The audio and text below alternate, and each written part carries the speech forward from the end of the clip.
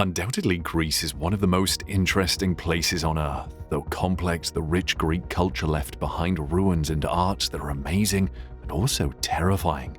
Generally, archaeological discoveries are interesting as they tell us more about the lives of humans at the times we didn't exist.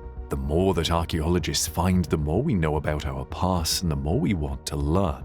Some findings will leave you laughing, while some will leave you shocked, and there are some that will change all you have ever believed. From the discovery of the Temple of Zeus to the ancient Greek Mall, these are scientists' shocking discoveries in Greece that changed everything. Scientists have just found Zeus's god temple.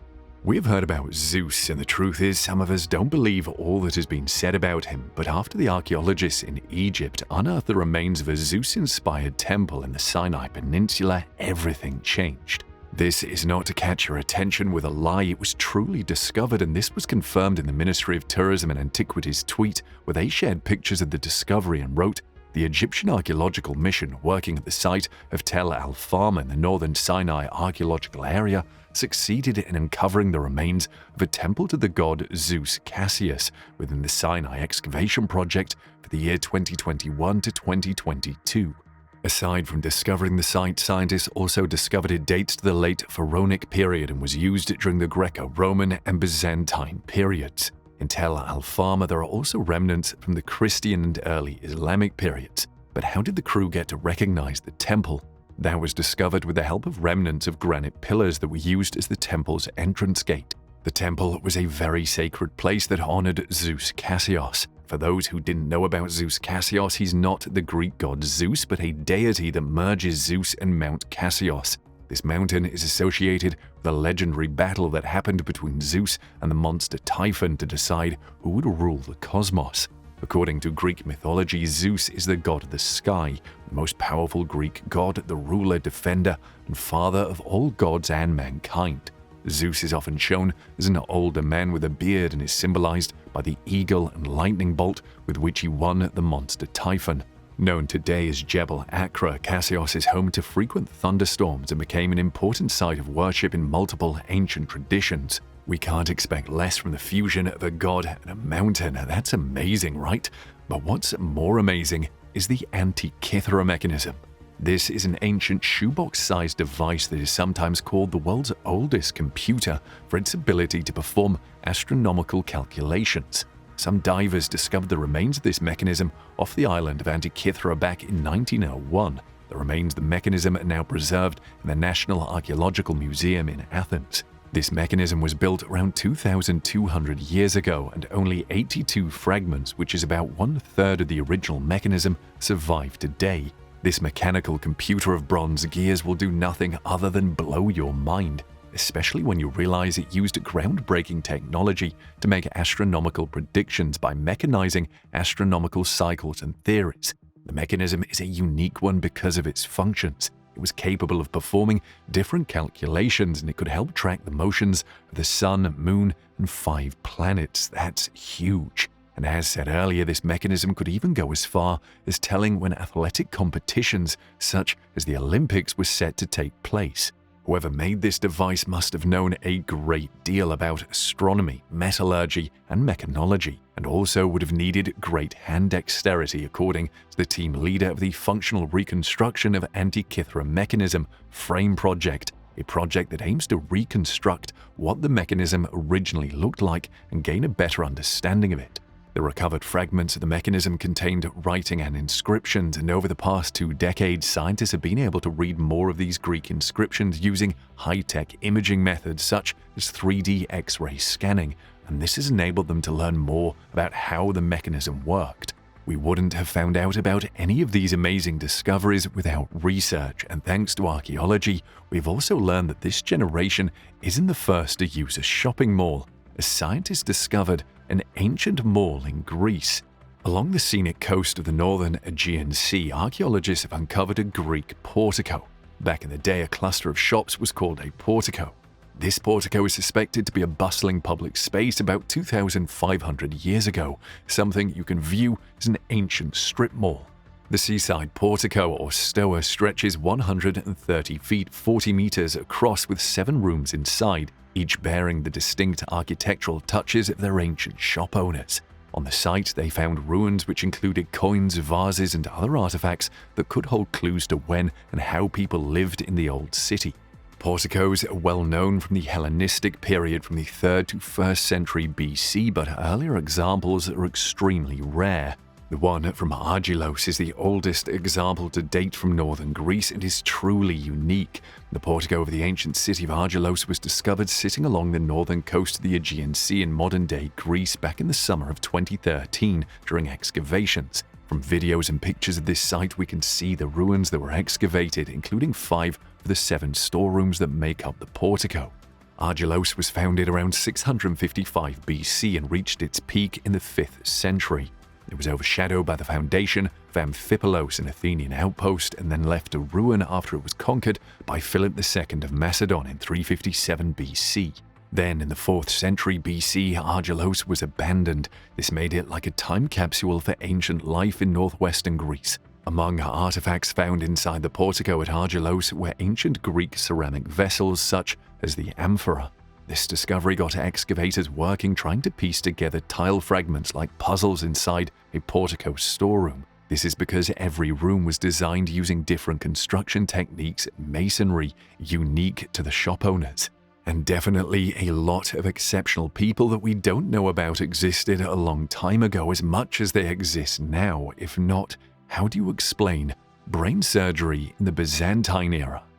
There's a way we, even experts, saw the development of surgical interventions in the Proto-Byzantine period. But after the human remains were found on a Greek island, everything changed. A skull shows the traces of complex brain surgery, and that finding is casting new light on the medical knowledge and skills of doctors and surgeons in the Byzantine Empire. The skeletal remains were found on the island of Thassos by a team from Adelphi University. There were a total of 10 skeletons, 4 of them are females while the remaining 6 were males. Researchers believe that the male skeletons belonged to men who were once mounted warriors, either horse archers or lancers. After the test, it was established that they belonged to individuals from the early Byzantine period, around the 4th to the 7th century AD. This was the time when the Roman Empire was evolving into the Byzantine Empire in the Eastern Mediterranean. These bones were found buried in an ancient Christian burial ground close to a mortuary church. Based on the location and architecture of the burial site, the remains are likely to be of people of high social status. And because heavy cavalry and horse archers were considered elite troops by the Byzantines, and considering the head injury that involved brain surgery, those men are suspected to be mounted warriors of the high class. It is also believed that the women found buried at the site were related to the dead men, possibly their wives. According to the results after the bones were examined, the owners of the bones suffered trauma and received extensive medical treatment. The cases of the 10 have been reportedly treated with surgery and orthopedic, specifically by an experienced surgeon or physician with great knowledge in trauma care. Normally, the belief is that only military doctors had the required skill levels to perform such operations. The Roman legions had long employed professional medics and even had dedicated hospitals. And the Proto-Byzantines continued this tradition. Of all the skulls that were examined, a particular skull amazed the research team the most because of the medical, surgical, and paleopathological data derived. The data shows that the procedure on the skull is known as trepanation, which involves drilling 2 tiny holes into the cranium. This is a sophisticated brain surgery that made scientists' jaws drop. No doubt, almost all that we think civilization brought to us has existed in the past. Another example is an ancient laptop. Hold on, the archaeologists didn't find remains of a laptop this time, but this discovery is about a stela, and this stela held in the collection of the J. Paul Getty Museum in Malibu, California, likely dates to about 100 BC. It's a typical funeral marker vibrantly depicting the deceased individual, often in the case of women in a household scene. These stelae were carved in relief and were almost always painted, although the painting doesn't survive in most cases.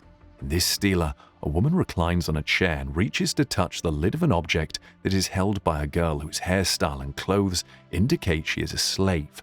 This is a rather typical trope in funeral stelae, the image of a wealthy adult woman reaching to a servant and may have reflected her family's desire for her to retain her status in the afterlife.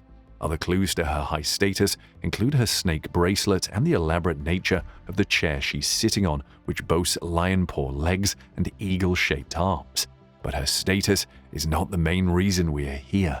This is about the object that this woman is touching. Take a look at it. It looks like a laptop, right? Many scholars say that it's a shallow chest, with some going so far as interpreting it as a jewelry box or as Pandora's box. However, to some of us, it looks like a laptop. I don't think the woman was touching a chest because of how her eyes were fixed on what is possibly a screen, and besides, the object is too shallow to be a chest. The object looks everything like a laptop from this view, and the mysterious holes along the base of the object look just like connecting ports.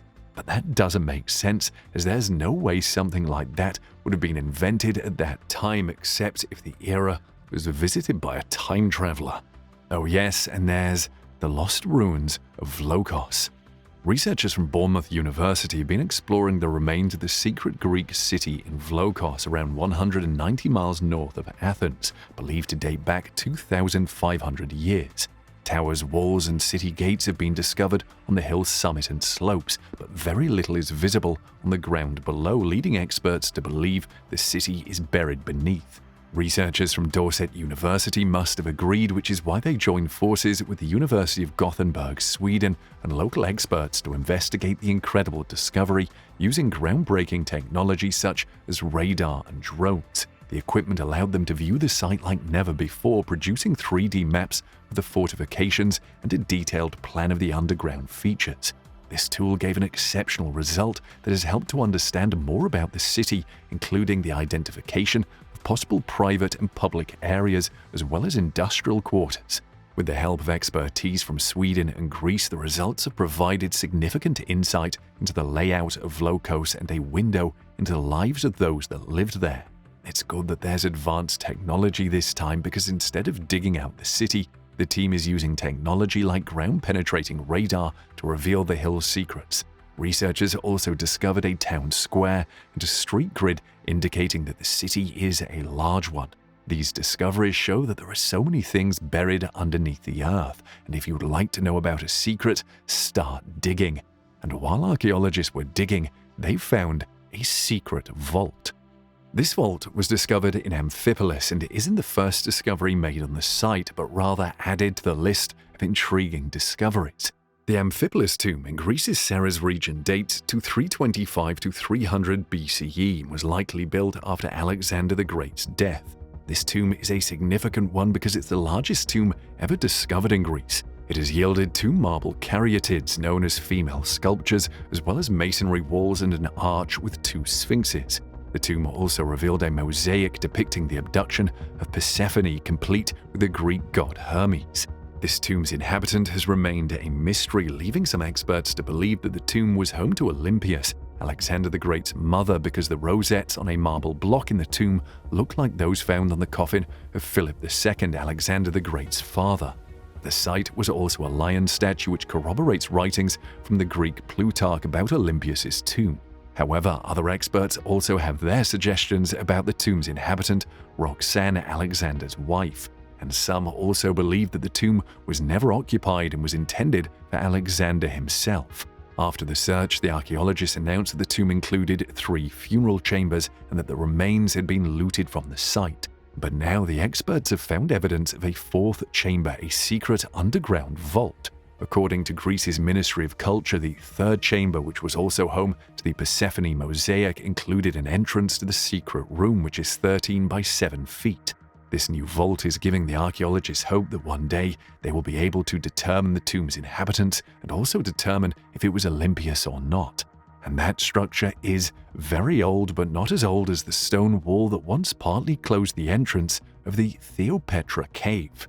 This cave is one of the recently studied prehistoric heavens in Greece. It can be rightfully claimed as such because its study has already provided us with a plethora of information, including climate changes in the long past and the evolution of human life in the area during the Paleolithic era. The remains of this stone wall, which was at the entrance of the prehistoric Theopetra cave near Kalambaka, have recently been dated by specialists to about 23,000 BP, making it the oldest known man-made construction in Greece. Two scientists determined the date of this structure at the Archaeometry Laboratory of the National Center for Scientific Research, Demokritos, using optically stimulated luminescence known as OSL for short. The Theopetra cave close to the Lathios River consists of a 500-meter square rectangular chamber, of which the entrance is 17 meters long by 3 meters high. The stone wall was made of dry masonry and extends across the cave's mouth, reducing the large opening by about 2/3. The age that was suggested for the wall indicates that it may have been built by Paleolithic inhabitants of the cave to shield themselves against the cold, because the date coincides with the last glacial period, circa 110,000 to 10,000 years ago.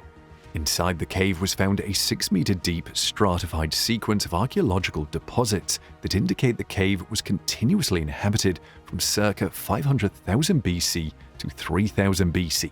That is from the later Middle Paleolithic, circa 300,000 to 40,000 years ago, through the Upper Paleolithic, 40,000 to 12,000 years ago, the Mesolithic, 12,000 years ago, to the start of the Neolithic, and the Neolithic 6,000 to 3,000 BC in Thessaly periods.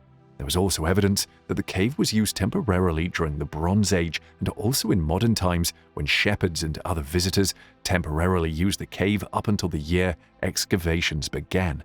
The Theopetra cave is also unique in Greece because its archaeological record spans two great moments in human history: the replacement of Neanderthals by modern humans, and the shift in human subsistence from nomadic hunting and gathering to sedentary farming that marks the start of the Neolithic era.